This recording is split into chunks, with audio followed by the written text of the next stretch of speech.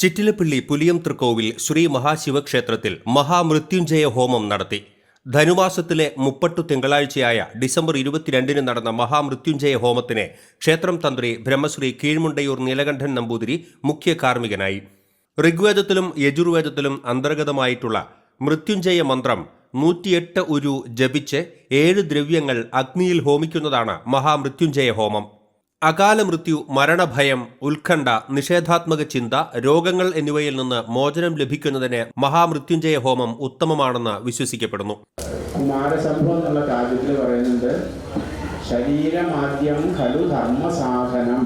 ശരീരം ഉണ്ടായാലും നമുക്ക് ധർമ്മം ചെയ്യാൻ പറ്റുള്ളൂ. എന്ത് കാര്യം ചെയ്യണമെങ്കിൽ ഭഗവാനെ പ്രാർത്ഥിക്കാനും എന്ത് ചെയ്യാനും ശരീരം വേണം. അപ്പോൾ ശരീരത്തിന് രോഗാവസ്ഥ ഇല്ലാതെ ആരോഗ്യത്തിലൂടി ശരീരം നിലനിൽക്കണം.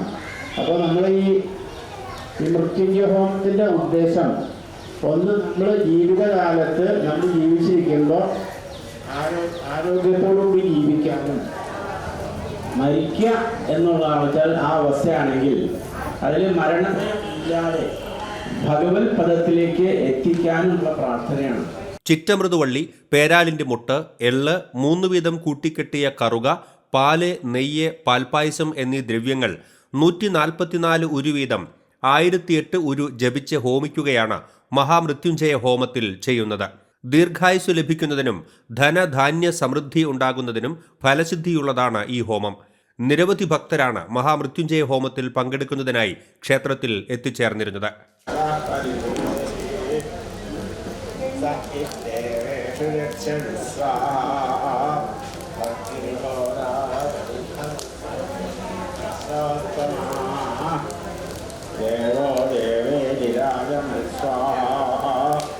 ആദ്യമായാണ് ചിറ്റിലപ്പള്ളി പുലിയംതൃക്കോവിൽ ശ്രീ മഹാശിവക്ഷേത്രത്തിൽ മഹാമൃത്യുഞ്ജയ ഹോമം നടത്തുന്നത്.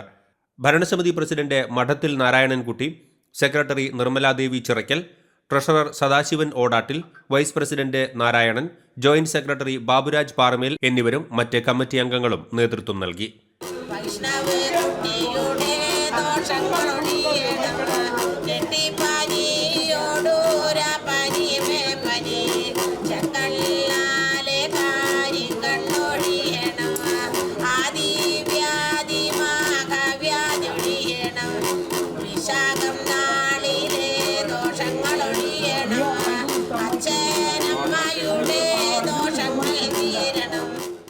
ATK news, Chittilappilly.